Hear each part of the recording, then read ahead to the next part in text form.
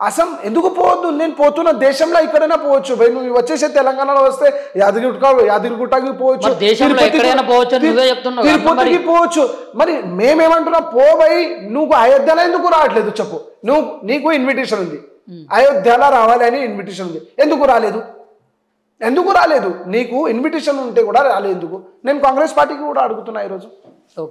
Okay అన్న, సరే. Last ఒకటి ఏంటంటే, ఇప్పుడు దేశంలో అతిపెద్ద సమస్య రామ మందిర్ సమస్య. మరి ఆ సమస్య తీరిపోయింది, ఆ సమస్య పరిష్కారం అందింది. మరి ఈసారి అయినా కానీ మత కలహాలు జరగకుండా ప్రశాంతంగా ఉంటుందంట భారతదేశం?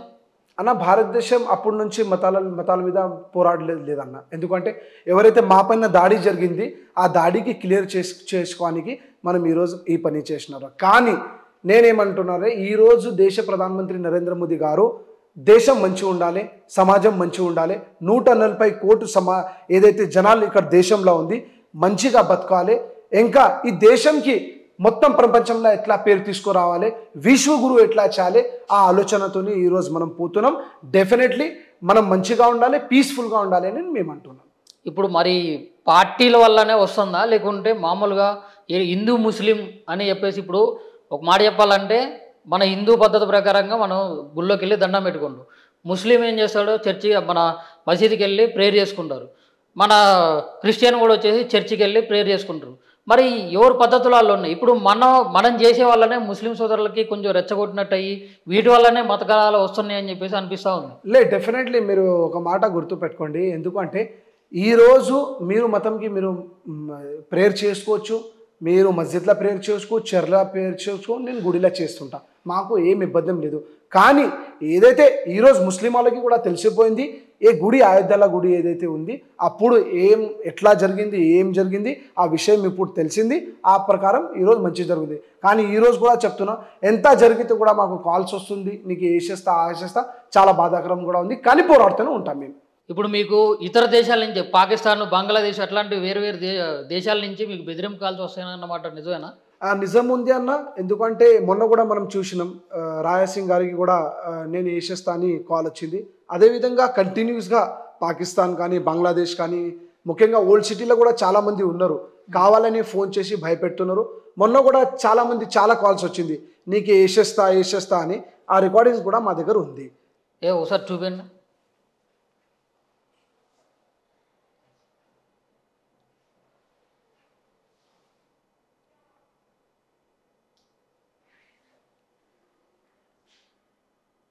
అసలు నితిన్ నందా గారికి పాకిస్తాన్కి సంబంధం ఉంది, వాళ్ళు మీకెందుకు చేస్తున్నారు? లేకుంటే ఎవరైనా చేపిస్తున్నారా? డెఫినెట్లీ చేపిస్తూ ఉండొచ్చు. ఎందుకంటే కావాలని మనం మన సమాజం కోసం, ధర్మం కోసం మాట్లాడితే కొంతమందికి నచ్చేదు, ఆ ప్రకారం చేస్తూవచ్చు. ఈరోజు కూడా మొన్న కూడా నాకు ఒక కాల్ ఇచ్చి, నీకు వేసేస్తా, నేను ఓల్డ్ సిటీలో ఉన్నా, నువ్వు కావాలంటే వచ్చేసే. నేనేం చెప్పినా అంటే, నువ్వెందుకు ఓల్డ్ సిటీలో ఉన్నావు, నేను ఓల్డ్ సిటీలో వస్తా, కావాలంటే వచ్చేసే, పోరాడతామని చెప్పిన. ఇది ఉంది, మీకు కావాలి. हेलो, हाँ कौन बात कर रहा है? नमस्ते। नमस्ते। हाँ नमस्ते, बोलो कौन बात कर रहा है? हाँ ठीक हूँ, बोल। आवाज साफ नहीं आ रहा। हाँ बोलो। हाँ कौन बात कर रहे हैं? अरे बात करने को फोन करा, बहन के रोड़े पे बात तो करते, जमा कुछ हो तो गाय के ना तो कौन है? कौन बात कर रहे हैं? कौन बात कर रहे हैं? अरे कौन बात कर रहे हैं? हाँ तुम्हारा का ठहरा वहाँ, तू कहाँ है? बोलो किधर है? तू कहाँ है? तू किधर है? बोल तू कहाँ पे है? बोलो तू किधर है? बोल रहे यार, तू बोल क्या चैलेंज करा रहे? हाँ क्या चैलेंज करा? किधर है तू? क्या चैलेंज कर?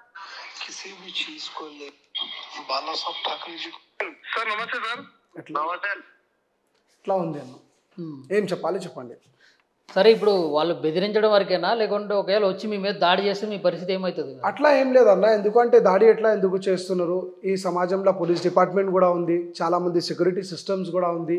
ఏదైతే ఎప్పుడైనా ఏదైనా జరిగితే డెఫినెట్లీగా మనకి కాన్స్టిట్యూషన్ మీద లా అండ్ డిపార్ట్మెంట్ కూడా నమ్మకం ఉంది. నేను డెఫినెట్లీగా ధర్మం ప్రకారం పోకుండా, ఒక రూల్స్ ప్రకారం పోకుండా, ఏదో ఇన్స్టాగ్రామ్, ఫేస్బుక్, యూట్యూబ్లో రీల్స్ చేసుకుంటా నీ ఇష్టానుసారంగా పోతే ఇట్లానే కాల్స్ వస్తాయని చెప్తా ఉన్నా. ఒక విషయం చెప్తా అన్నా, నేను ఒక మాట మాట్లాడితే నేను ఇన్స్టాగ్రామ్లో డెఫినెట్లీ వైరల్ అవుతూనే ఉండవచ్చు, ఫేస్బుక్లో ఉండవచ్చు, యూట్యూబ్లో ఉండవచ్చు. నేను మాట్లాడితే నేను తప్పు మాట్లాడలేదు. ఏదైతే ఎవరైతే తప్పు చేస్తున్నారో ఆ తప్పు విషయం మీద నేను మాట్లాడుతున్నాను. ఇప్పుడు అసదుద్దీన్ ఓవైసీ కోసం మాట్లాడినా, అక్బర్ కోసం మాట్లాడినా. ఎందుకు ఆ మాట మాట్లాడితే కూడా ఆయనకి తప్పు అనుకుంటే నేనేం చేయాలి? ఇన్స్టాగ్రామ్లో వేస్తున్నారు, ఫేస్బుక్లో వేస్తున్నారు, మీ ఛానల్లో ఇంటర్వ్యూ చేస్తున్నా అంటే ఆయన తప్పు చేసుకొని మాట్లాడితే నాకు ఏముంది, అందులో ఏం లేదు.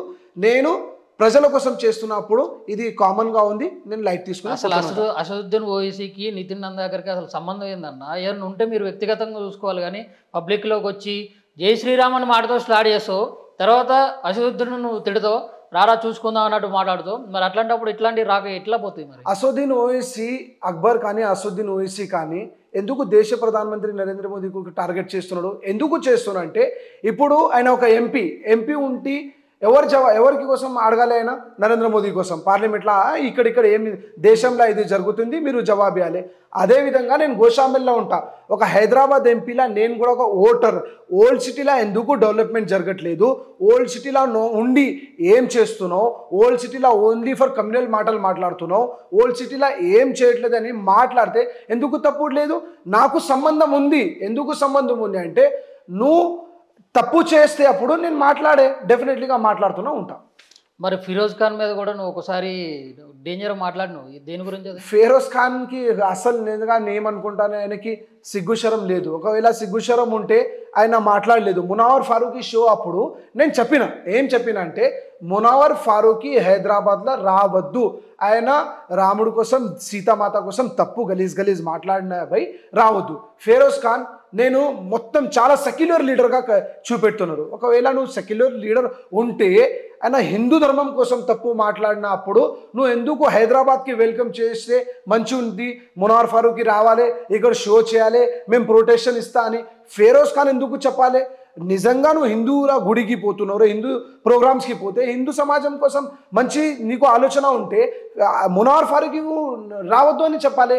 కానీ నేను వచ్చిన తర్వాత ఆయనకి ప్రొటెక్షన్ ఇస్తా, ప్రోగ్రామ్ చేయాలి, మంచిగా చేయాలంటే డెఫినెట్లీ నాకు బాధ జరిగింది. ఆయనకి నేను కమెంట్ ఇచ్చిన, డైరెక్ట్ క్వశ్చన్ అడిగినా ఆ క్వశ్చన్కి ఆయన జవాబు రాలేదు.